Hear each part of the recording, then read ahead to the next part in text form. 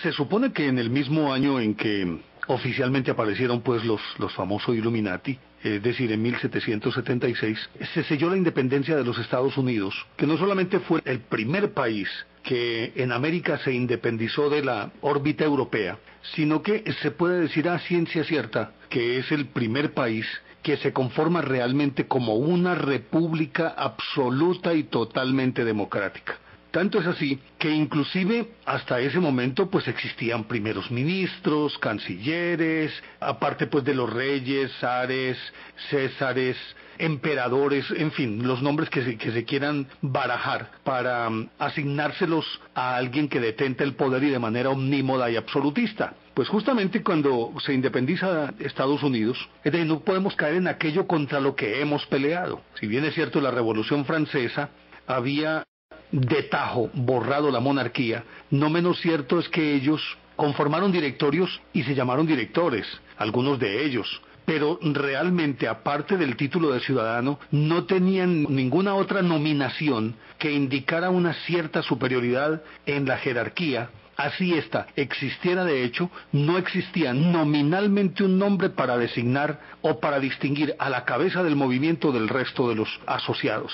Entonces en Estados Unidos se inventaron inclusive la figura del presidente. La primera vez que se da esa figura en la historia es precisamente para los Estados Unidos y la encarna el que es considerado el padre de la independencia de los Estados Unidos, George Washington, quien fue el primer presidente elegido, diríase que de una manera, si no democrática totalmente, sí democrática, pero de manera indirecta, porque obviamente votaban eran los que tenían no solamente poder, sino también poder económico y que se consideraban paterfamilias, pues los padres de familia, pero no existía ese sufragio universal que hoy es la constante y que aún en Estados Unidos, aunque sea el constituyente primario el que elige al presidente, no siempre el presidente es aquel que triunfa por mayoría o que tiene la mitad más uno de los votos, sino que recuérdese que ellos primero tienen unas elecciones primarias en las que eligen a los candidatos, luego hay otro tamiz que son los famosos delegados estatales, que son representantes de los votantes y que acumulan para sí un determinado poder que luego en la convención lo ponen al servicio de uno u otro candidato. Se han dado casos, el caso de George Bush, a pesar de que Al Gore ganó en las urnas, los delegados en la convención resulta que eligieron a George Bush, porque ahí se manejan son los votos de los delegados, no los votos del pueblo. Aún así sigue siendo enrevesada, pero bueno, al final de cuentas fue la primera democracia representativa que en efecto se conoce en la historia y se acuñó especialmente para quien dirigiera esa democracia el término de presidente. Pues bien, se asume que quienes gestaron el movimiento de independencia de los Estados Unidos procedían de una extracción pura de los masones, de los francmasones, y desde hacía muchísimo tiempo militaban en estas logias que por demás, independientemente de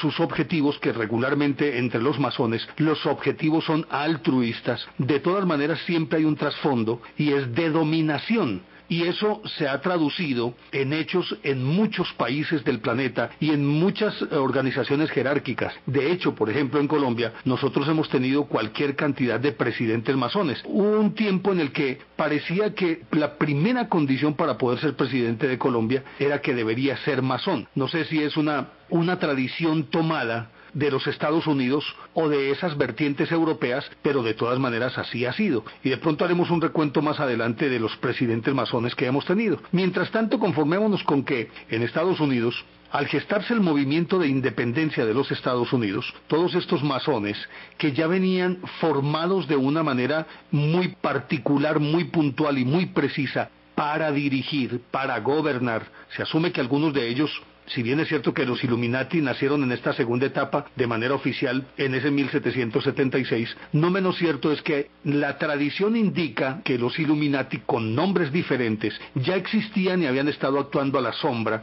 de todos los gobiernos y de todas las religiones algunos dicen desde la época de los faraones, y otros inclusive lo remontan más allá, a la época misma de Noé. Lo cierto del caso es que estos, con esa formación, resulta que gestaron el movimiento de independencia de los Estados Unidos, que entre otras cosas comenzó con el famoso Tea Party de Boston, que consistió en que, en este caso la metrópoli, o sea Inglaterra, había determinado aumentar unos impuestos por el ingreso del té a los Estados Unidos, y entonces hubo un grupo que se conjuró contra el Imperio Británico, y un barco que había atracado en Boston con un enorme cargamento de té simplemente fue asaltado por una turba o por un grupo que se supone era de indios. Se disfrazaron de indios, pero resulta que no. Allí estuvieron varios de los llamados padres de la patria, entre los cuales Paul Revere, que fue el que primero fue a contarle a Washington que ya estaban llegando los ingleses, y entonces entre ellos, de otra parte, pues todos masones y de distinta extracción, pero al mismo tiempo personajes muy extraños que ni pertenecían al movimiento, ni siquiera eran reconocidos como habitantes de Boston. Ellos sabotearon, echaron todo ese cargamento al mar, y ahí estalló la guerra de independencia, que se tradujo en hechos en 1776. Resulta que los que gestaron todo esto, y miren ustedes que había 11 colonias. Sin embargo, extrañamente, en la primera constitución de los Estados Unidos aparecen delegados de 13 estados. Y 9 de las 13 firmas pertenecían a francmasones. Franklin, o sea Benjamin Franklin, Hopper, Walton, Ellery, Hancock, Whipple, Webbs, Stockton y Payne. Y otros 9 firmantes de los artículos de la nueva confederación también pertenecían a logias masónicas: John Adams, Dickinson, Lawrence, Harnett, Bayard Smith, Robert Doe, Carroll, y otra vez aparecen aquí de los que en principio firmaron la Constitución, Hancock y Ellery. Luego sucedió que todos los que se puede decir gestaron la independencia, todos, absolutamente todos eran masones. Habría que sumarle a George Washington, a Blair, a Dayton, a King, a Brown, a Gilman, Bedford, Patterson, McHenry, Brearley, Carroll, Dickinson, y ya habíamos mencionado a Benjamin Franklin, porque fueron varios documentos que debieron firmar, pero siempre en número de 13. Si recuerdan que cuando se constituyó el movimiento de los Illuminati, eran 13 los miembros y 13 los postulados, y el número 13 aparece por todas partes. ¿Hasta qué punto, siendo pues un número sagrado para ellos, ha incidido también en el hecho de que en Estados Unidos, yo creo que es de los países en los que existe una mayor aversión contra el número 13, diríamos que la famosa fobia de la triscaidecafobia, que así se llama, o sea, contra el número 13, y que por eso inclusive en los edificios no existe un piso 13, sino que se salta del 12 al 14 o 12B y 14. Extrañamente, cuando todo apunta, y en todos los símbolos de los Estados Unidos está siempre el bendito número 13. En la bandera, en todas partes aparece el número 13, y de eso vamos a hablar un poquitico después. Pues resulta que entre ellos, muchos se dicen eran masones. Pero ¿cuántos de estos pertenecían a los Illuminati? Se habla de Franklin, se habla de Washington, se habla de Adams, se habla de Hancock y Payne. Tal vez a nosotros no nos dicen mucho estos apellidos, pues porque al final de cuentas no son los héroes de nuestro país, y por eso simplemente los mencionamos como por sus apellidos. Pero mire, en el caso de este Paul Revere, que fue el que cabalgó para avisarle a los milicianos de Massachusetts que venían los realistas, el ejército realista, y es considerado uno de los grandes héroes de los Estados Unidos, era masón perteneciente a la logia de San Andrés. Y mire, desde ese momento, 15 de los presidentes reconocidos de los Estados Unidos han sido francmasones. Y vamos a mencionarlos así muy rápidamente. George Washington, que perteneció a la logia de Fredericksburg, de Virginia. Es decir, de ahí se pueden venir hasta el mismo George Bush padre, que inclusive alcanzó el grado 33 del Supremo Consejo. No así el hijo, pues porque yo creo que la cabeza del hijo no le alcanza para ser masón ni siquiera principiante. Pero ahí estuvieron Theodore Roosevelt, que fue maestro o gran maestre en la logia de Martin E. Koch de Nueva York, William Howard Taft, gran maestre de la masonería de Ohio, Franklin Delano Roosevelt, el hombre que más tiempo ha permanecido en el poder en los Estados Unidos, que fue elegido para 4 periodos, fue grado 32 del rito escocés, Gerald Ford, el que sucedió a Richard Nixon cuando este se vio forzado a renunciar. Gerald Ford era inspector general honorario de grado 33 y miembro de la logia de Columbia. Y así por el estilo, todos. Se dice que Kennedy, Johnson, Dwight Eisenhower, se habla no tanto de Ronald Reagan, pero sí Jimmy Carter, Bill Clinton, y los que son de extracción pura masona pueden pertenecer a la famosa casa de Heidelberg, que es otra fábrica de estadistas en el mundo. Pero todos ellos tienen como característica es que son de extracción masónica. Y hay inclusive cosas bien interesantes, como por ejemplo el hecho de que la Casa Blanca, que es la residencia oficial del presidente en Washington, fue diseñada por un masón llamado James Hoban, el que regaló la Estatua de la Libertad de Nueva York. Frederick Bartholdi resulta que también era masón. E inclusive la ciudad de Washington es una ciudad eminentemente masona en su estructura urbanística, pero ya seguimos hablando de esta historia aquí en Enigmas del Mundo. Estamos en Enigmas del Mundo.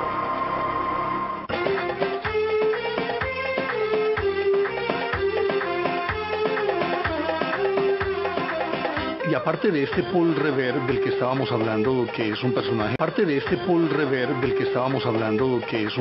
muy respetado en los Estados Unidos y muy venerado, es un héroe nacional. Hay otro personaje que extrañamente, y algunos afirman que es el hilo conductor entre un acontecimiento y el otro, es el Marqués de Lafayette, que fue uno de los arquitectos de la Revolución Francesa y extrañamente también aparece en la guerra de independencia de los Estados Unidos, y que además de eso, después de tomar parte en los sucesos de la Revolución Francesa y particularmente en la toma de la Bastilla, se trajo las llaves de la cárcel de la Bastilla y se las entregó como regalo a George Washington.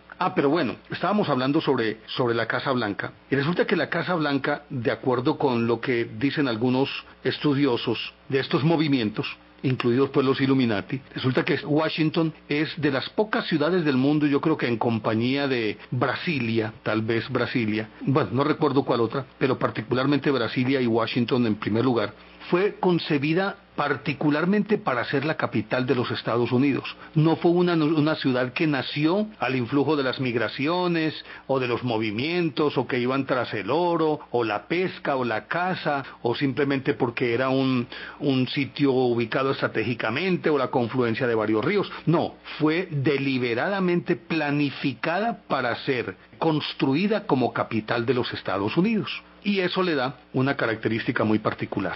Hay tres edificaciones que son los símbolos de Estados Unidos. El uno es la residencia oficial del presidente, que es la Casa Blanca. El otro es el Capitolio.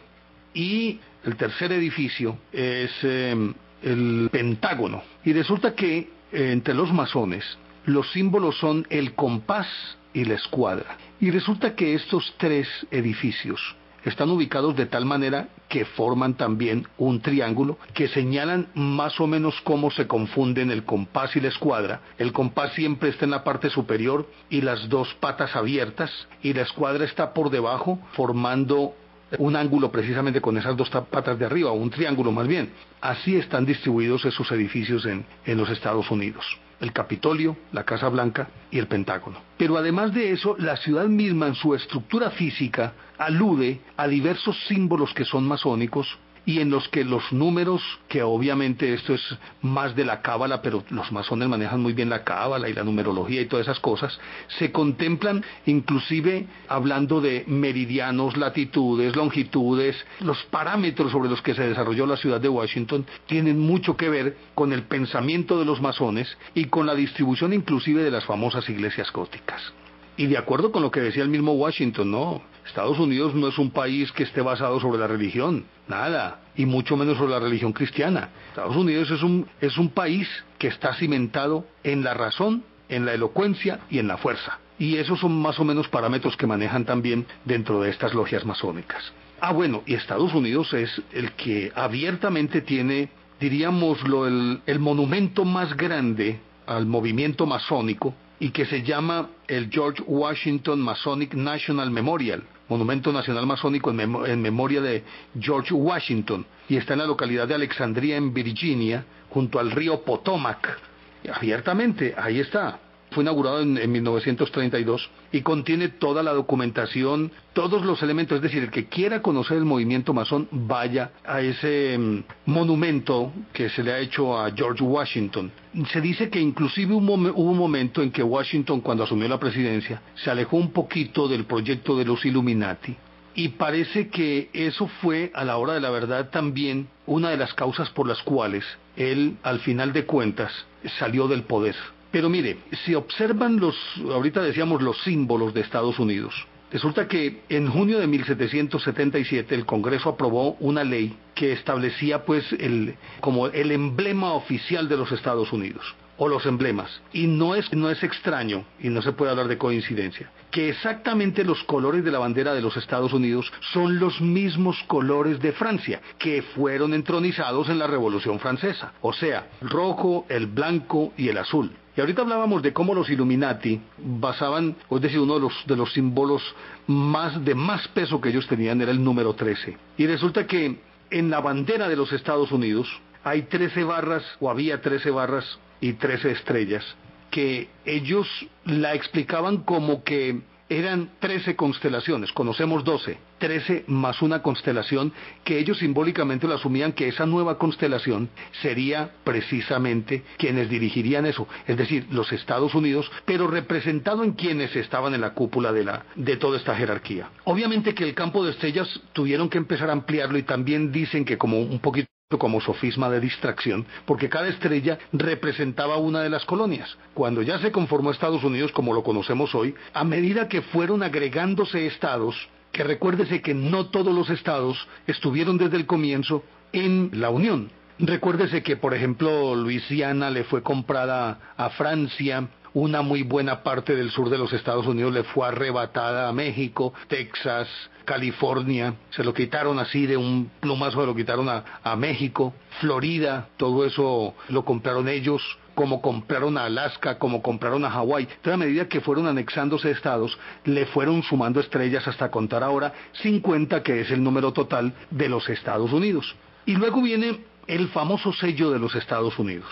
Y resulta que se conformó una comisión para que lo concibieran, entre ellos John Adams, Benjamin Franklin y Thomas Jefferson, que eran los que debían concebirla. Pero resulta que, aunque ellos presentaron sus propuestas, al final aceptaron fue una de Charles Thompson, que era el secretario del Congreso en ese entonces, y era maestre de una logia masónica de Filadelfia, que esa logia la dirigía el mismo Benjamin Franklin. Si ustedes lo observan bien, aparece en el escudo un águila calva americana con las alas desplegadas, y lleva sobre el pecho un escudo con la parte superior azul y la parte inferior repartida en 13 barras blancas y rojas. En una de sus garras lleva una rama de olivo y en la otra 13 flechas, y sobre ella hay un dibujo circular dentro del cual hay 13 estrellas, y se habla de la nueva constelación, que alude directamente a los Illuminati de acuerdo con las interpretaciones que se hacen de esto. Y dentro de esas estrellas se puede reconocer la estrella de David perfectamente. Y el ave lleva en el pico una cinta que lleva lo que se considera, pongámoslo en estos términos, el lema oficial de los Estados Unidos: Pluribus unum, o sea, de muchos uno, es decir, de muchos se formó uno. Y resulta que ese era el eslogan de Adam Weishaupt cuando fundó a los Illuminati. Y el reverso de ese sello es yo creo que uno de los más populares y de los que concita mayor interés y curiosidad, y que inclusive se puede ver en los billetes de $1, y lo introdujo el presidente Roosevelt, Franklin Delano Roosevelt, que entre otras cosas de él también se dice que era Illuminati, y ordenó imprimirlo poco antes de morir en 1945 en los billetes. Ahí es donde se encuentra, en el reverso del billete, se encuentra el triángulo con el famoso ojo interior, una pirámide que tiene 13 escalas. Y en la parte superior, un triángulo donde está el ojo que todo lo ve. Y hay una leyenda que dice, Novus Ordo Seclorum, o sea, nuevo orden de los siglos. Ellos pretendieron vender la idea de que esa frase la habían tomado desde los antiguos romanos, tratando de parangonar el Estados Unidos que ellos estaban fundando con el esplendor de la antigua Roma. Pero resulta que esa frase la utilizó siempre Weishaupt en todos los documentos que él firmaba, el nuevo orden de los siglos.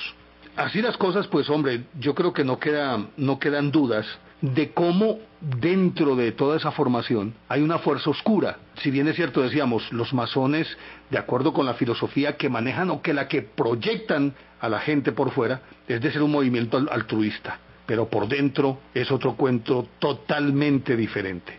Naturalmente que para que todo esto se solidificara, tenía que haber recursos. Extrañamente Francia le envió muchos recursos a Estados Unidos durante la gesta de independencia y era precisamente el Marqués de Lafayette el representante que hacía las negociaciones en compañía de Benjamin Franklin, que se paseó por Europa y parece que interactuó con muchas logias masónicas que le ayudaron a recolectar el dinero que necesitaban, y aquí entonces aparece la mano de los Rothschild, que también se vinieron para Estados Unidos, ampliando el espectro de su zona de mercado, incluyendo en este caso pues a los Estados Unidos.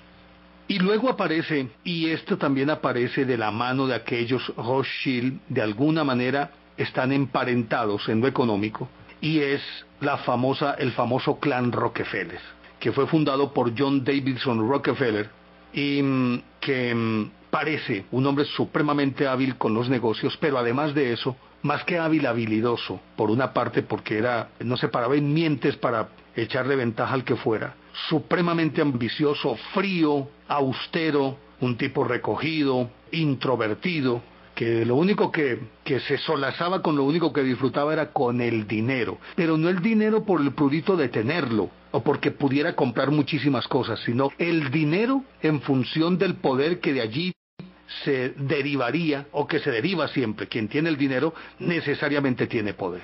Y entonces aparecen los Rockefeller. Y desde entonces, los Rockefeller han estado en todos los acontecimientos y se fusionaron con los Rothschild y forman parte de esos Illuminati. Inclusive, una muy buena parte de la economía de los Estados Unidos la sigue manejando el clan Rockefeller a través de su Standard Oil, de los bancos, porque ellos se metieron el Chase Manhattan Bank, el Chase National Bank, el Bank of the Manhattan Company, y resulta que con ellos se aliaron otros que provienen también de Alemania, que es otro clan que viene de allá, el clan Warburg, que es, acuérdense ustedes, esos autos que se produjeron hace muchísimos años, los Warburg, y que son también del mismo cuento de los Rothschild, o sea, de los mismos Illuminati. Es decir, todos están metidos allí y están confabulados. Y hay algo bien interesante.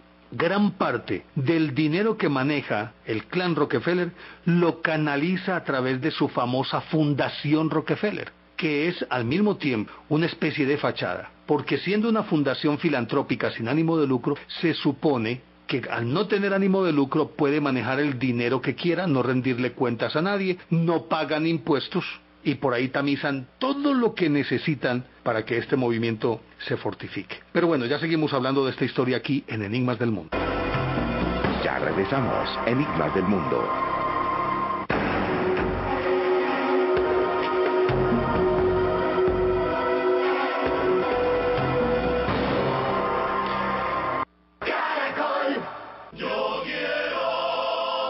Devenir histórico a través del cual se fue gestando, creando, creciendo y madurando la sociedad de los Estados Unidos, estuvo signado por el influjo de todos estos personajes de los que hemos hablado, que fueron delineando las cosas de tal manera que hubiese una bitácora, que fuera quizás, como dicen ahora los políticos, la hoja de ruta sobre la que debían ellos construir su propio destino. Y durante el siglo XIX se cuajaron muchísimas cosas. Hay un personaje que es bien interesante, que se llama Albert S. Pike. Y resulta que, de acuerdo con lo que escribe en un libro llamado Peones en el Juego, William Guy Carr, él hace una investigación y encuentra que entre este Pike y Giuseppe Mazzini, que en su momento era la cabeza visible de los Illuminati, él había sido uno de los puntales más importantes de otra logia llamada los Carbonarios. Los Carbonarios eran una asociación de leñadores, de personas que convertían la leña en carbón vegetal y que, conociendo los trucos de cómo hacerlo, se aglutinaron también como una especie de lógica y la fueron convirtiendo en algo muy simbólico. Se reunían en los bosques y de allí salieron algunos activistas muy importantes, como inclusive el mismo Garibaldi, que dicen procedía de los carbonarios y estaba influido también por esa filosofía, pero filosofía que al final de cuentas había sido también permeada por los Illuminati. Los Illuminati penetraron allí y los cogieron a todos y empezaron a manejarlos en función de los objetivos que se habían propuesto desde su creación. Pues este Mazzini era entonces el gran maestre o el jefe de los Illuminati. Y mientras tanto Albert Pike había sido un aventurero, guerrero, era además un hombre supremamente culto. Y entonces, cuando Mazzini, que había sido nombrado por allá en 1830, algo así por el estilo, como el jefe de los Illuminati, ya estaba preparando quién pudiera sucederlo, porque él cayó en desgracia precisamente porque era un hombre que hablaba demasiado, y al parecer en un momento determinado puso en peligro incluso a todos los Illuminati, por su forma tan vocinglera de estar contando las cosas que había dentro, y a pesar de que él suponía que todo lo decía de manera cifrada, había muchos oídos despiertos que podían interpretar lo que él quería manifestar. Pues cayó en desgracia, pero para entonces ya había preparado a Albert Pike. Este Pike se había venido hacia los Estados Unidos y él, de motu propio, era un ideólogo impresionante. Y él delineó las 3 rutas de acción que debían tener los Illuminati en ese resto del siglo y en el siglo XX. Y entonces Pike le escribía a Mazzini, le decía que era necesario fomentar 3 guerras que implicaran al mundo entero. La primera tenía que ver con el derrocamiento de los zares en Rusia y transformar ese país, y ya para entonces estaba utilizando este término que viene de los Illuminati, que no es de Karl Marx, porque Marx hablaba de socialismo, pero estos introdujeron el término de comunismo ateo. Entonces había que transformar a Rusia en un comunismo ateo. Y esta Rusia encajaría perfectamente dentro de una teoría que había sido sustentada por Hegel y que se convirtió también en uno de los fundamentos de la filosofía de los Illuminati, y que muy resumidamente es lo siguiente. En toda sociedad siempre hay un postulado o un planteamiento filosófico ideológico, y hay una clase que domina a otra. Lo que hay que tener en cuenta es que a esa parte se llama tesis. Pero resulta que el grupo opositor que lucha contra ese statu quo se conforma en lo que se podría llamar una especie de antítesis. Y entonces se plantea una lucha entre la tesis y la antítesis, y luego de varias generaciones y de una lucha, de una pugna permanente en la que ninguno de los 2 bandos logra vencer al otro, se va generando por inercia lo que se llama una síntesis. Es decir, el pueblo que está en la mitad de esos 2 poderes termina cansándose del uno y del otro, y por lo tanto o se amolda a lo que está ocurriendo o simplemente va tomando los pensamientos de un lado y los pensamientos del otro, los sintetiza y comienza a vivir de acuerdo con ese ordenamiento, lo cual, entre otras cosas, ni más ni menos, lleva a que necesariamente por imposición, por sustracción de materia, por lo que sea, terminan conviviendo en paz, y eso es lo que se podría llamar una sociedad armónica y universal en donde todos son iguales. Pero son iguales porque ninguno de los 2 bandos pudo vencer al otro. Entonces, bueno, si no te puedo vencer, como decían ese aforismo que no recuerdo de dónde proviene, si no puedo vencer al enemigo, simplemente me uno a él. Y entonces termina la síntesis convirtiéndose en el modelo ideal de una sociedad. Pike planteaba entonces que tumbando a los zares, sabiendo que en ese momento en Europa, a pesar de que ya se encontraba en decadencia y ellos lo habían estado minando durante todo el siglo XIX y desde la Revolución Francesa, la figura de la monarquía estaba desapareciendo o había perdido peso y ya se estaba transformando en algo más nominal y representativo que algo ejecutivo. Por lo tanto, si a esa jerarquía representada por la monarquía, que estaba en decadencia, se le enfrentaba una corriente pujante, naciente, vigorosa, joven, que en este caso sería el comunismo, seguramente esta terminaría por vencer a aquella, o por lo menos en ese enfrentamiento lo acabaría de desgastar, y a la postre el enfrentamiento entre los 2 podría llevar a la síntesis de la que estábamos hablando hace algún instante. Pues en este orden de cosas entonces él dijo, primero, hay que derrocar del poder a los zares de Rusia y transformar a ese país en un comunismo ateo.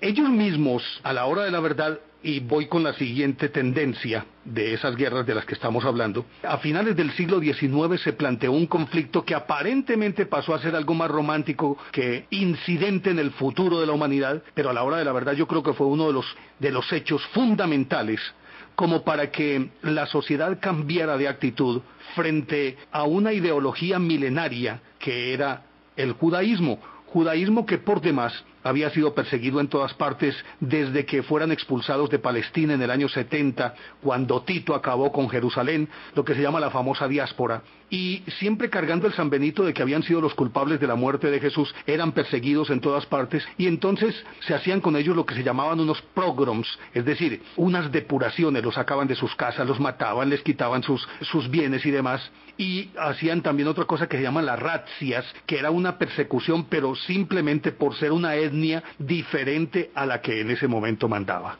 Finalizando el siglo XIX, se presentó un hecho que pasó a la historia como el Affaire Dreyfus.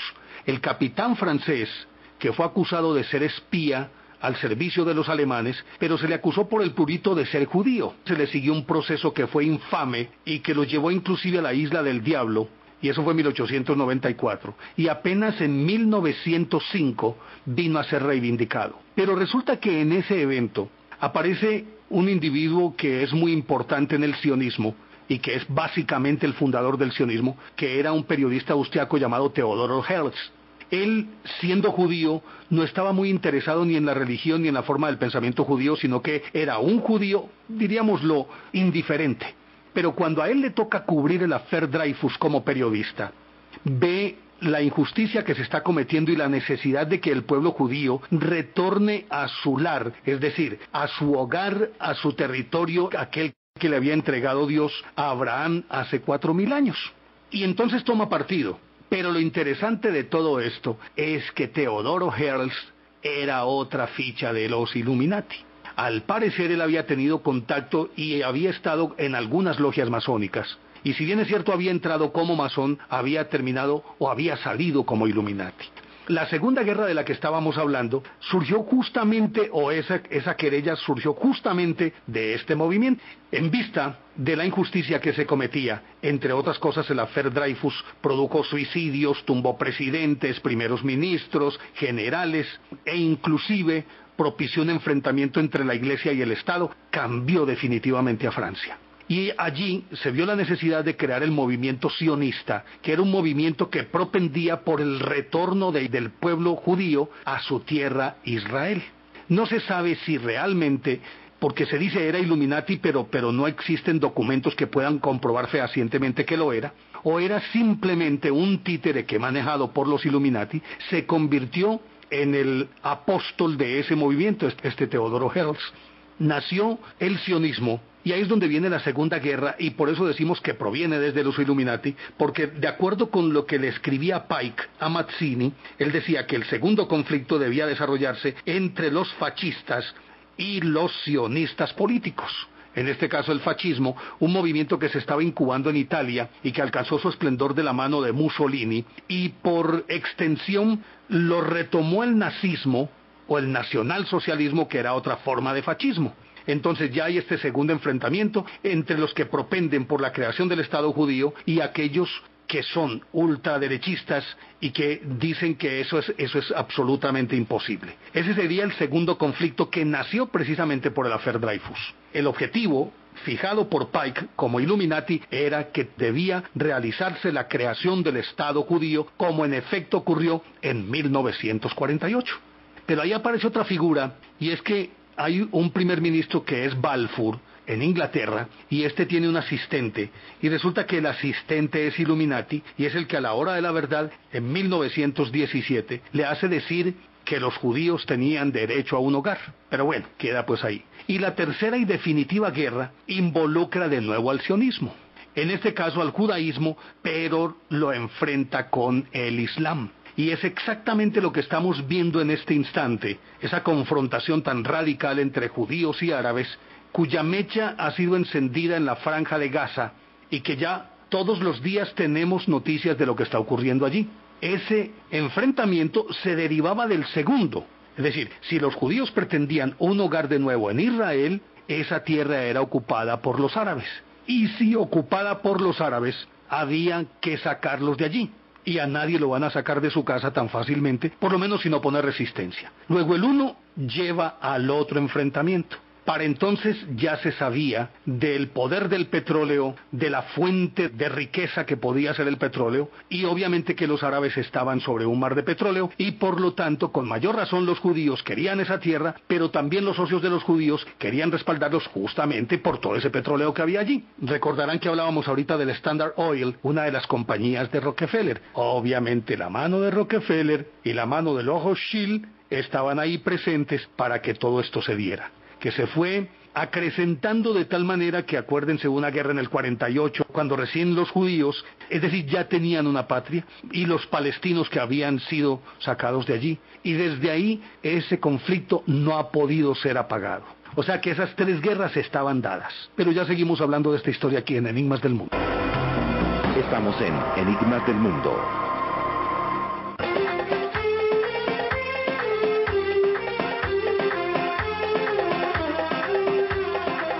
Ya más o menos resumida esa parte de las 3 confrontaciones que se deberían desarrollar de acuerdo con los objetivos. Más o menos resumida esa parte de las 3 confrontaciones que se deberían desarrollar de acuerdo con los objetivos que tenían los Illuminati. Volvamos un poquitico sobre Albert Pike, que es considerado el más grande de los masones, en este caso de los Illuminati. Inclusive ha sido considerado, óigase bien, como el soberano pontífice de la masonería universal o profeta de la francmasonería, y que escribió lo que se podría llamar la constitución de los movimientos masones, que se llama Moral y Dogma. Desde aquella época, cuando Mazzini fue defenestrado, fue sacado de la cima pues de los Illuminati, lo reemplazó precisamente Albert Pike. Pero Albert Pike ya vivía en los Estados Unidos. Era abogado y llegó a ser general de los confederados en la Guerra de Secesión. Es decir, estuvo al servicio de los sudistas, de los del sur, frente a los del norte, que lideraba precisamente Abraham Lincoln en la Guerra de Secesión. Entre otras cosas, y hablando de esto, precisamente, como todos los caminos conducen a Roma, se sabe ya fehacientemente que hubo una conspiración para matar a Abraham Lincoln, y que en ella estaba involucrado su secretario de Estado, no recuerdo muy bien el apellido, creo que era Parker, algo así por el estilo, no, o Stanton, algo así, Stanton más bien. Y parece que él, con este Albert Pike, naturalmente Stanton, masón e Illuminati, orquestaron toda esa conspiración y pusieron al idiota útil de John Wilkes Booth para que lo asesinara. O sea que ahí también tuvo metida la mano el movimiento de los Illuminati, porque iba a variar los elementos que se mantenían como la brasa que atizaba ese fuego. Mientras existieran esclavos, habría una sociedad desigual y por lo tanto una fuente de conflicto. Fuente de conflicto que después se reavivó, y la reavivó el mismo Albert Pike, que provenía de la masonería del rito escocés. Pues él, ni más ni menos, fue uno de los fundadores, en compañía de otro masón, de Nathan Bedford Forrest, del famoso movimiento del Ku Klux Klan, o Clan del Círculo como se le llama. Allí él llegó a ser el jefe de la justicia del Ku Klux Klan, ni más ni menos este Albert Pike. Y decíamos que se reavivó esa confrontación aún después de la libertad concedida a los esclavos, porque por ahí en 1891 se emitió una ley según la cual, aunque se mantenía aquello sobre el papel de que todos eran iguales, hubo una ley, no recuerdo cómo se llamaba esa ley, pero que determinaba que los blancos y los negros no se podían sentar en el mismo bar juntos. Los negros no podían ser enterrados en los cementerios de los blancos. Y de ahí nació toda esa discriminación que apenas en los años 60 del siglo XX fueron enfrentados con toda la firmeza del caso por el presidente Kennedy. Desde el suceso aquel, antes había ocurrido en 1956, de Rose Parker, o el otro de Joe Meredith, que para su protección la Guardia Nacional, después de que la Corte Suprema de Justicia de los Estados Unidos ordenó que le permitieran entrar a la universidad, tuvieron que escoltarlo guardias o miembros de la Guardia Nacional, y eso desató toda esa confrontación en la que se había envuelto Martin Luther King, entre otras cosas, víctima también de los Illuminati. Es decir, todos los caminos conducen a Roma. Después de que esto ocurre, lógicamente que yo me adelanto a los acontecimientos, pero quiero retomarlo para volver lo que llamaban ellos la primera confrontación. Hay algo bien interesante. Antes de la Primera Guerra Mundial, pues resulta que hubo una etapa de agitación impresionante en Europa, y que iba precisamente hacia minar el poder de los zares, que entre otras cosas eran considerados o eran llamados los padres. Era como un régimen patriarcal. Al zar también se le decía padrecito en Rusia. Y era una época en que los mujik, o sea, los campesinos rusos, vivían en unas condiciones tan infrahumanas que se alimentaban de cucarachas, ratas, de todo lo que se moviera. Y para poder tener pan en su mesa, ellos cogían aserrín y le echaban levadura y horneaban el aserrín para poder tener un remedo de pan y algo que darle a los hijos. Lógicamente que eso, como decíamos en programas anteriores, no hay un motor más potente que el hambre para aglutinar las voluntades y tumbar al que sea. Se generó un movimiento que, entre otras cosas, estaba también siendo atizado desde otro lugar de Europa, por Karl Marx, por Lenin, o mejor, basados en Marx, Lenin, Trotsky y otros que habían tenido que salir de Rusia, atizaban esa hoguera desde afuera. Y producto de ello fueron varias confrontaciones, entre las cuales quizás la más terrible que se recuerda en Rusia, la del famoso Domingo Rojo de San Petersburgo, que fue en 1905, evento en el que un pope, al parecer Illuminati, o por lo menos masón manejado, es decir, no siempre son los Illuminati los que hacen esto, sino que son idiotas útiles que ellos adiestran de tal manera que los ponen como carne de cañón. Un pope, es decir, un cura ortodoxo, un sacerdote ortodoxo, convocó a una manifestación en diciembre de 1905 y toda la gente salió a la calle, pero resulta que los esbirros del zar mataron cualquier cantidad de personas en las calles de San Petersburgo. Recordando además que en ese momento quien estaba en el trono de Rusia era el zar Nicolás II. Y este era, además de todo, un hombre muy pagado de sí mismo, inepto, pusilánime, indeciso. Y además lo tenían los nobles, lo tenían metido dentro de una burbuja, le hacían creer que él era el que realmente mandaba, pero le ocultaban la realidad del país. Después de ese Domingo Rojo de San Petersburgo, vinieron muchos otros movimientos que fueron erosionando la estructura tan sólida de la jerarquía soviética o de la monarquía rusa, no soviética, sino rusa, representada por el zar. Pero al mismo tiempo en toda Europa ya se podría decir que se estaba calentando la hoguera que habría de devastar a Europa a partir de 1914.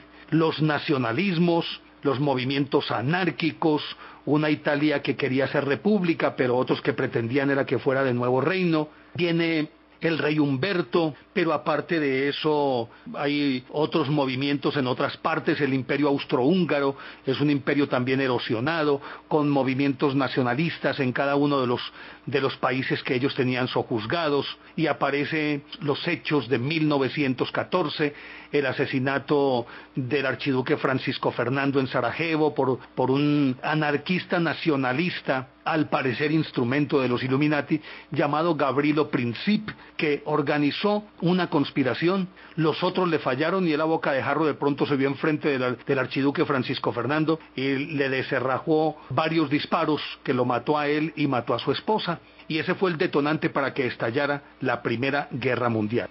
Pero hay que tomarlo todo esto por partes, porque entre otras cosas, lo uno llevaba a lo otro. La insatisfacción que existía en Rusia, además, se sumaba a todos estos elementos que se estaban dando en Europa, como por ejemplo en Rusia, que apareció, diríamos, lo providencialmente para los zares, pero también de una manera muy extraña para el futuro de Rusia. Apareció un individuo llamado Grigori Efimovich Rasputin. Pues Rasputin, decíamos que providencialmente para los zares apareció. Era un mujik, es decir, un campesino, que desde muy temprano, según él, había tenido visiones en las que a él, de acuerdo con esas visiones, se le señalaba como una especie de mesías para salvar el mundo. Él había estado en algunos conventos, pero también había tocado con otras sectas que predicaban que para poder obtener el perdón de Dios había que caer lo más bajo que se pudiera. Es decir, para que el perdón realmente tuviera efecto, había que cometer todos los pecados habidos y por haber, y particularmente los de la carne. Porque según él, por la carne había entrado el pecado y por la carne debía salir el pecado. Este tenía poderes de taumaturgo, es decir, hacía milagros. Y la historia así lo corrobora. Tenía una mirada hipnótica poderosísima y subyugaba al que se le pusiera enfrente. Y cuando él, después de mucho tiempo, y de una fama creciente se fue acercando a San Petersburgo, las noticias le llegaron a la zarina Alejandra, que estaba muy preocupada, lo mismo que el zar Nicolás II, por la vida de su hijo Nikolayevich, el zarevich, que era el sucesor del zar. Este niño tenía una enfermedad congénita que transmiten las mujeres, pero se manifiesta solamente en los hombres, que es la famosa hemofilia, que consiste en que no hay poder de coagulación en la sangre, y un golpe que recibe una persona, la piel es muy débil, y a través de los poros puede surgir la sangre y convertirse en un surtidor y no la estanca absolutamente nada. Habían probado con todos los médicos, todos los brujos, todo lo que quiera, cuando le llegó a la zarina la noticia de que un hombre de Dios hacía milagros, y lo mandó a traer, desesperada lo mandó a traer. Cuando Rasputín llega y el niño está inconsciente, después de un golpe que había recibido y se estaba desangrando, y de una fiebre altísima, él le pone la mano en la frente, se concentra, aparentemente empieza a orar, y al cabo de un rato el niño recobra el conocimiento, y no solamente el conocimiento, sino que se estanca su sangre, recobra el apetito, y ese es el milagro que convierte a Rasputín en el hombre más importante de Rusia entre 1908 y 1916, cuando a él lo matan. Él se convierte en el hombre clave de Rusia, pero al mismo tiempo también es quien a la hora de la verdad se convierte en el instrumento más afilado que podían tener los Illuminati para acabar con el zar. Pero llegamos al final ya de nuestro programa, y como pueden ver, este tema es demasiado extenso, y aún pensando en que puede extenderse mucho, yo creo que no se puede dejar incompleto. Por eso, para la próxima semana vamos a terminar esta historia de los Illuminati. Por ahora, muchísimas gracias a don Octavio Gallo en el sonomontaje, a ustedes por la atención, y nos encontramos en una semana.